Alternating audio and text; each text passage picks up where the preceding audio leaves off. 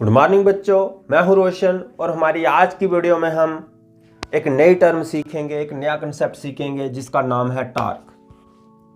Torque force से related एक concept है जिसमें हम फोर्स की रोटेशनल टेंडेंसी को मेजर करते हैं। So we can say that torque is the quantitative measure of tendency of a force to cause the rotational motion or to change the rotational motion। यानी कि torque में हम एक force consider करेंगे और उस फोर्स एक या एक से ज़्यादा भी कर सकते हैं और उस फोर्स की क्वांटिटेटिवली उस फोर्स को मेज़र करेंगे कि उसकी कितनी टेंडेंसी है रोटेशनल मोशन प्रोड्यूस करने की, जहाँ अगर कोई बॉडी ऑलरेडी रोटेट कर रही है तो उस रोटेशनल मोशन को चेंज करने की। ये भी बता दिया टार्क होती क्या है, टार्क को डिनोट किसके साथ किया जाता है, टार्क को वेक्टर फॉर्म में बोल दिया। लेकिन भाई टार्क का हमने ऐसा यूनिट नहीं कंसीडर किया। टार्क को हम टाउ के साथ डिनोट करते हैं तो हम लिख सकते हैं it is denoted by tau.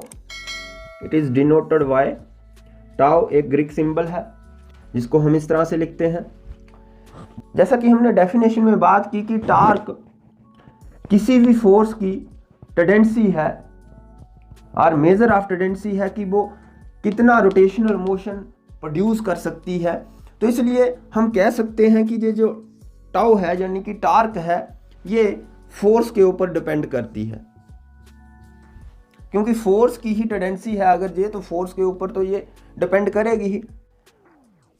क्या सिर्फ टाउ यानी कि टार्क फोर्स के ऊपर ही डिपेंड करती है, ये भी प्रश्न उठता है।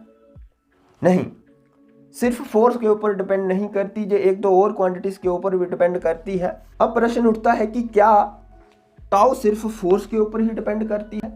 तो इसका उत्तर है नहीं। टाउ सिर्फ फोर्स के ऊपर डिपेंड नहीं करती बल्कि ये एक दो और क्वांटिटीज के ऊपर भी डिपेंड करती हैं। उसके लिए मैं आपको एक व्हील शो कर रहा हूँ मोटरसाइकिल का, उसको रोटेट करवाने की कोशिश की जा रही है पानी उसके ऊपर फेंक कर, और आप देख रहे हैं कि ये इसकी एक्सिस ऑफ रोटेशन है व्हील की।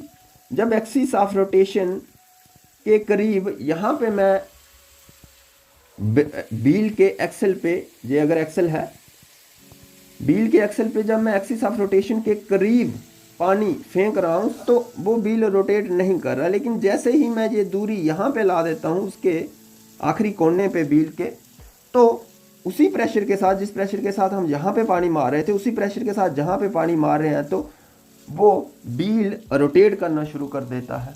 तो इसका मतलब कि ये फोर्स की डायरेक्शन अगर आप मान लो इस डायरेक्शन में वो पानी की जो फोर्स लग रही है वो ये है।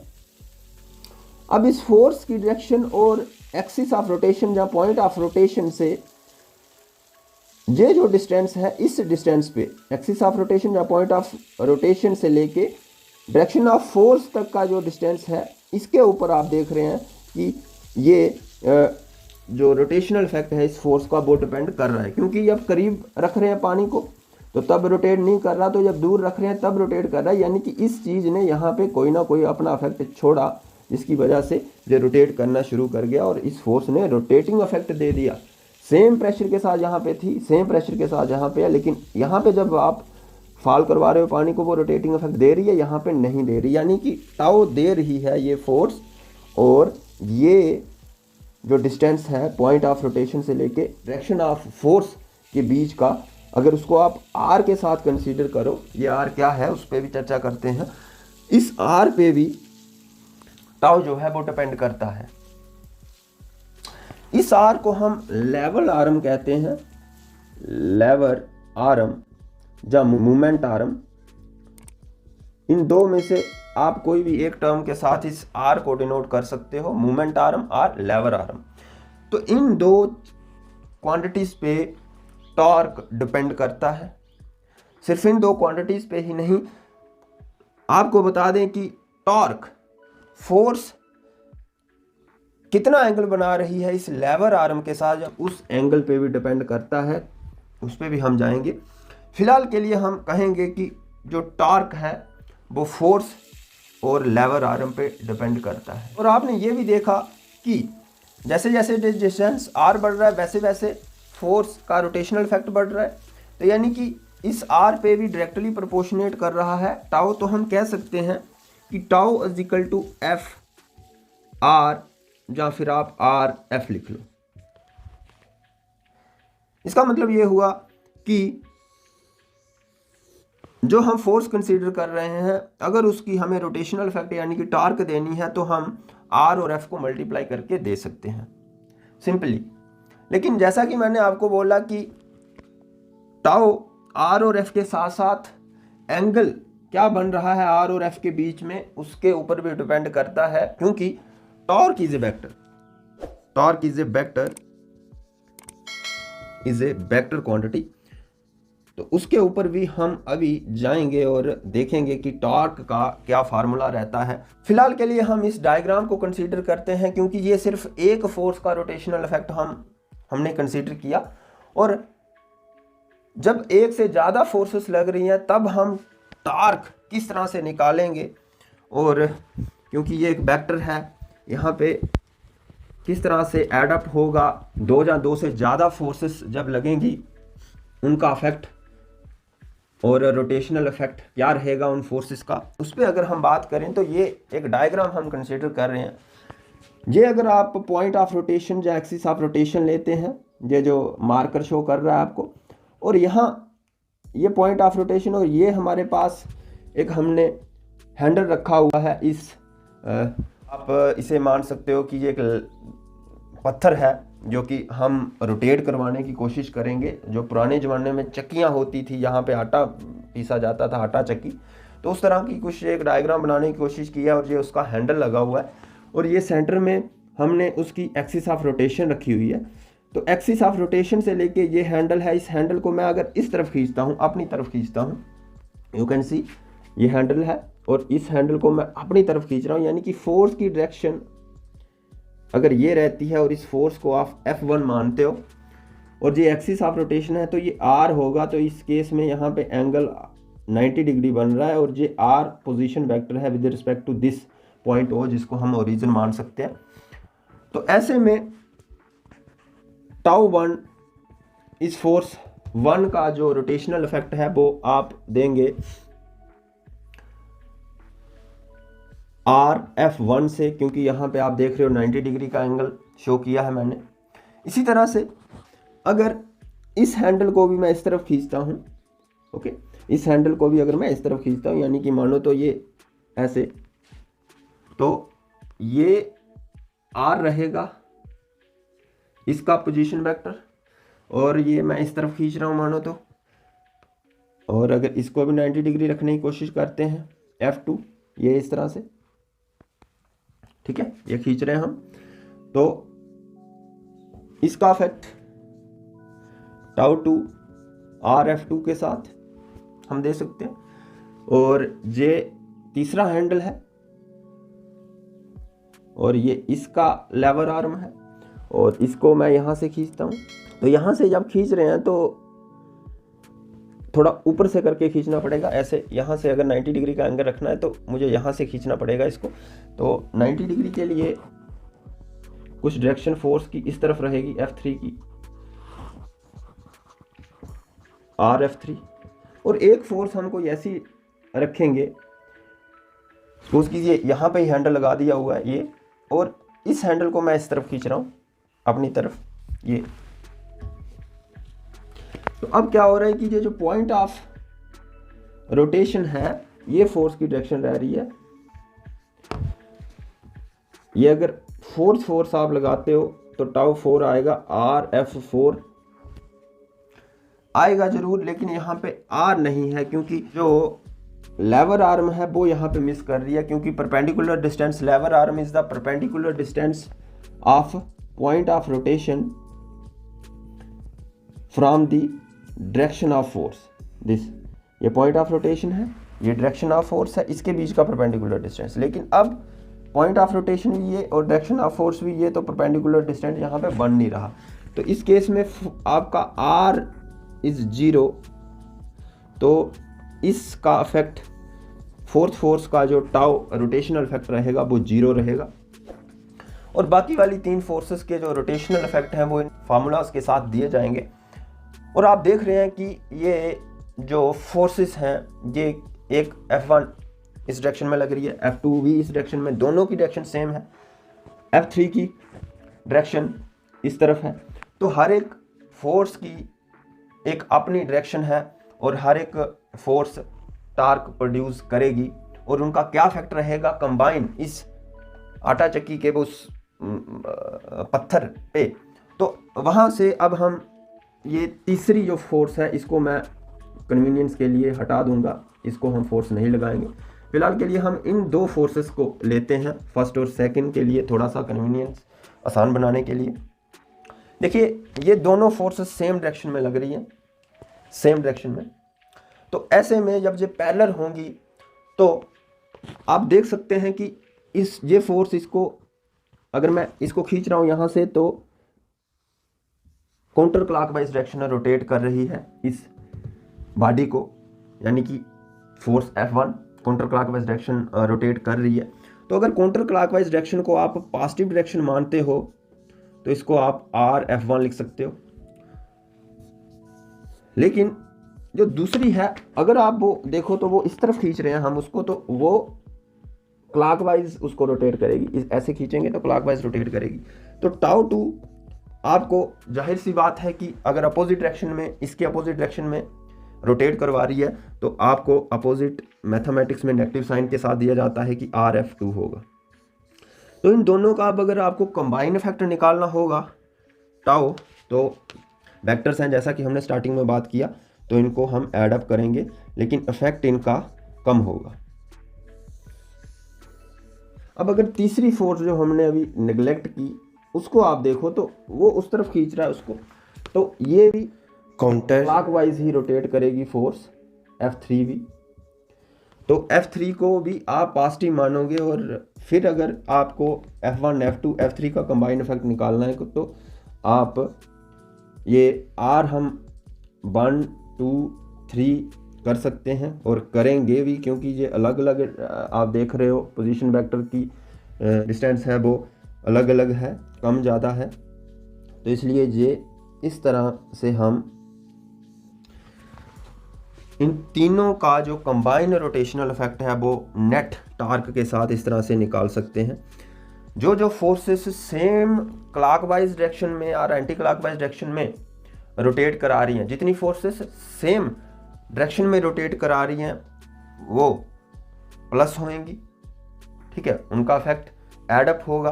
पहली और तीसरी काउंटर क्लॉकवाइज डायरेक्शन, और काउंटर क्लॉकवाइज को हमने पॉजिटिव लिया तो ये पॉजिटिव रहेगी, तो ये एड अप हो गया। और जो अपोजिट डायरेक्शन में रोटेट करा रही है फोर्स, उसका जो इफेक्ट है रोटेशनल इफेक्ट वो माइनस होगा इन दो में से, और फिर जो नेट इफेक्ट रहेगा इन 3 फोर्सेस का वो हम नेट टार्क के साथ निकाल सकते हैं। क्योंकि हमने बात की कि टार्क एक वेक्टर क्वांटिटी है, तो वेक्टर के लिए हमें किस तरह से वेक्टर फॉर्म में हम टार्क को लिखेंगे, उसके लिए हमें एक अलग से डायग्राम कंसीडर करनी पड़ेगी। तो टार्क इन वेक्टर फॉर्म, तो let us consider a wheel such that the point of rotation of or axis of rotation point of rotation of this wheel is O, and the force is being applied at point O dash. This is point of application of force. O dash is point of application of force, and we know that the position vector of this point O with respect to point of rotation is lever arm, and as this is point of application of force and this is line of action of force, ये जो अभी हमने draw की, आप देख सकते हो कि ये जो फोर्स F हम इस व्हील पे लगा रहे हैं, जो व्हील है हमारे पास, इस व्हील पे जो हम फोर्स F लगा रहे हैं और लेवर आर्म जो है उसके बीच में इस बार 90 डिग्री एंगल नहीं है। और हमने इससे पहले बात की थी कि टाउ जो है लेवर आर्म और F पे डिपेंड करता है, लेकिन उसके साथ साथ उस पर भी डिपेंड करता है कि फोर्स की डायरेक्शन किस तरफ है फोर्स लेवर आर्म के साथ कितना एंगल बना रहा है, वहाँ पे हमने एंगल 90 डिग्री कंसीडर किया था, लेकिन इस बार हम 90 डिग्री एंगल कंसीडर नहीं कर रहे। आप देख रहे हो कि जो 90 डिग्री नहीं है। तो ऐसे केस में अगर हमें टाउ अब निकालना है तो वो हम वेक्टर फॉर्म में इसको लिखेंगे। तो आप देख सकते हैं, तो ये फोर्स लग रही है point of application O dash पे, and R is the position vector of point of application of force with respect to axis of point of rotation। अब हम इस फोर्स को दो रेक्टेंगुलर कंपोनेंट्स में डिवाइड करेंगे। एक कंपोनेंट ये रहेगा और दूसरा कंपोनेंट ये रहेगा। This is not the angle, इसको हम शो कर रहे थे कि ये 90 डिग्री नहीं है। This is actual force and this is it's component, जिसे हम टेंजेंशियल कंपोनेंट कहेंगे क्योंकि ये टेंजेंट है इस व्हील के, और दिस इज परपेंडिकुलर कंपोनेंट। आप देख सकते हो कि ये जो पोजीशन वेक्टर आर है विद रिस्पेक्ट टू ओ इस फोर्स का, ये पोजीशन वेक्टर की डायरेक्शन भी यही जा रही है, और आप मान सकते हो कि ये आर की डायरेक्शन है ये, और ये इसका जो हमने कंपोनेंट में इसको डिवाइड किया इस फोर्स को, वो वाला कंपोनेंट है परपेंडिकुलर कंपोनेंट, एफ परपेंडिकुलर और जी F tangential component. This is direction of R position vector, यानी कि लेवर आर्म की डायरेक्शन है जी, लेवर आर्म। तो ये एक एंगल बन रहा है इस फोर्स के बीच में, स्मॉलर एंगल को हमेशा कंसीडर किया जाता है। ये फोर्स है और ये लेवर आर्म की डायरेक्शन, ये एंगल बन रहा है थीटा अगर लेवर आर्म और फोर्स के बीच में, तो तब आपको मालूम है कि ये परपेंडिकुलर कंपोनेंट आएगा एफ कास थीटा के बराबर। वेक्टर इन कंपोनेंट फॉर्म में जब लिखते हैं तो वहाँ पे आप ये करते हैं, और ये टेंजेंशियल कंपोनेंट आएगा एफ साइन थीटा। वो किस तरह से, वो आप वेक्टर इन कंपोनेंट फॉर्म वाला टॉपिक एक बार देख लें तो आपको पता चल जाएगा। तो यहाँ से आप देख सकते हो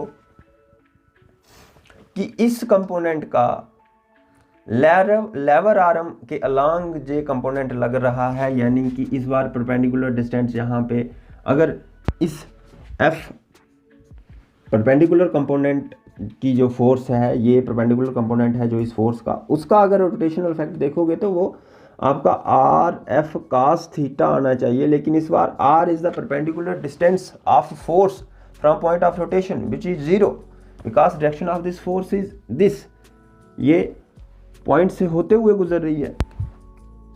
तो परपेंडिकुलर कंपोनेंट ये लेवर आर्म यहाँ पे 0 हो जाएगा, तो परपेंडिकुलर कंपोनेंट का टर्निंग इफेक्ट है ही नहीं, रोटेशनल इफेक्ट है ही नहीं। और अगर आप इसका देखो टेंजेंशियल कंपोनेंट का, तो ये परपेंडिकुलर डिस्टेंस बन रहा है ये 90 डिग्री, और this is R, this R from the point of rotation to the end of the wheel, tangent to the wheel तक। ये जो टेंजेंशियल कंपोनेंट आपका आ रहा है, उसकी वजह से जो टाउ आ रही है, कंप्लीट टाउ इस फोर्स की जो पूरी की पूरी रोटेशनल इफेक्ट ये जो देगी वो इस टेंजेंशियल कंपोनेंट की वजह से है। तो आप लिखोगे आर एफ साइन थीटा। तो इसका मतलब टार्क को जब वेक्टर फॉर्म में लिखा जाता है तो वो आर एफ साइन थीटा रहता है। तो दिस इज एक्चुअली, अगर आपने वेक्टर्स पढ़ा है तो दिस इज एक्चुअली जो हमारा टाउ था टेंजेंशियल कंपोनेंट की वजह से, तो हम इसको टाउ लिखेंगे। तो this is actually the magnitude of R vector cross F vector. और आपको मालूम है कि क्रॉस प्रोडक्ट जब हम करते हैं तो उससे भी हमें जो प्रोडक्ट मिलता है वो भी एक वेक्टर होता है, तो इसलिए हम कह सकते हैं कि टाउ इज आल्सो, यानी कि torque is also a vector. तो tau is equal to r cross F. क्योंकि ये वेक्टर है तो टार्क की डायरेक्शन भी देनी है कि टार्क की डायरेक्शन क्या रहेगी। तो इस फोर्स के लिए अगर आपको टार्क की डायरेक्शन निकालनी है तो बिल्कुल सिंपल है, आपको मालूम है कि क्रॉस प्रोडक्ट की डायरेक्शन कैसे निकाली जाती है। जो वेक्टर पहले लिखा है आर, जो वेक्टर हमने पहले लिखा है आर, उस वेक्टर के अलांग आपको अपनी हथेली खोलनी है, अपनी फिंगर्स की डायरेक्शन रखनी है। जैसे कि ये आर है, ये आर की डायरेक्शन है, तो आर की डायरेक्शन के अलांग आपको हथेली खोलनी है। और स्मॉलर एंगल, ये भी आर की डायरेक्शन है, और स्मॉलर एंगल से आपको जो दूसरा वेक्टर है उसके अलोंग फिंगर्स को कर्ल करना है। ये आर की डायरेक्शन है, स्मॉलर एंगल से फिंगर को कर्ल करेंगे एफ की तरफ। और आप देख सकते हो कि ये जो आपका थंब है वो डायरेक्शन देगा टार्क की। तो इस केस में ये आर की डायरेक्शन के अलोंग हथेली को खोला, पाम को खोला, एफ के अलोंग फिंगर्स को क्लोज किया, कर्ल किया, और थंब की डायरेक्शन देगी टार्क की डायरेक्शन। तो इस केस में जो हमने ये केस शो किया है, the direction of torque is out of plane of board पे कर रहे हैं ये सारा, out of plane of board. और हम लिख सकते हैं कि the direction of torque is given by right hand palm और कर्ल रूल। और अगर यहाँ पे ही फोर्स की डायरेक्शन कुछ और होती, फोर्स की डायरेक्शन ये ना रह के यहाँ पे अपोजिट इस डायरेक्शन में फोर्स लगी थी, तो आप देख सकते हो कि फिर हमने किस तरह से हथेली को खोलना था ऐसे करके और उसको इस तरह से, तो फिर डायरेक्शन टार्क की जो है होनी थी वो into the plane of board होनी थी। तो इस तरह से आप टार्क की डायरेक्शन निकाल सकते हो। टार्क को आपने देखा कि किस तरह से वो आर पे, लेवर आर्म, फोर्स पे डिपेंड करती है, और इस पे भी डिपेंड करती है कि जो थीटा है, जो एंगल है between lever arm and force के बीच में, वो क्या है, उस पर भी डिपेंड करती है। अब एक चीज़ हमने कंसीडर नहीं की, ये भी बता दिया टार्क होती क्या है, टार्क को डिनोट किसके साथ किया जाता है, टार्क को वेक्टर फॉर्म में बोल दिया, लेकिन भाई टार्क का हमने ऐसा यूनिट नहीं कंसीडर किया, बताया ऐसा यूनिट ऑफ टार्क, ऐसा यूनिट ऑफ टार्क का ऐसा यूनिट हमें मालूम है। जब 90 डिग्री के केस में आर एफ के साथ लिखा जाता है टार्क को, force is measure in newton and R is the distance, so this is measure in metre. तो न्यूटन मीटर इज द ऐसा यूनिट ऑफ टार्क। और न्यूटन मीटर को हम वर्क और एनर्जी में जूल भी कहते हैं, क्योंकि work is also F S cos theta, तो वहाँ पे भी newton metre is called joule, क्योंकि वर्क का यूनिट जूल होता है। लेकिन यहाँ पे हम जूल नहीं लिखेंगे कभी भी। टार्क का जो यूनिट है, जो मेज़र हम टार्क को करेंगे, वो हमेशा न्यूटन मीटर में ही करेंगे। तो ये था हमारा आज का लेसन, जिसमें हमने टार्क को कंप्लीट बहुत ही अच्छे से डिटेल में समझने की कोशिश की, और मुझे आशा है कि आपको टार्क को लेके अब कोई भी कन्फ्यूज़न और डाउट नहीं रहे होंगे। अगर ऐसा है तो जाते जाते मेरे YouTube चैनल रोशन डियार को सब्सक्राइब करके बेल आइकन पे टैप जरूर कीजिएगा। अब टार्क के ऊपर और जो प्रश्न रहेंगे, न्यूमेरिकल प्रॉब्लम वगैरह, वो हम किसी अलग वीडियो में डिस्कस करेंगे। अब दीजिए इजाज़त, शुक्रिया, टेक केयर, बाय बाय।